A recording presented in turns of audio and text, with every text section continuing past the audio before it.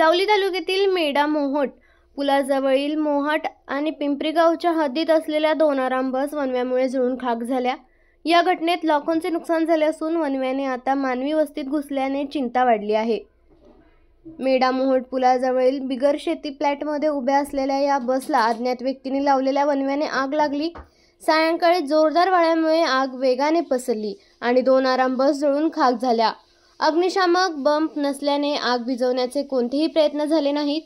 One विभागाच्या सुस्त कारभारामुळे वणव्याच्या घटनांमध्ये वाढ होत आहे आणि वन विभागाने या घटनांवर कारवाई केली नाही, यामुळे जावलीतील वनसंपदा नष्ट होण्याच्या मार्गावर आहे।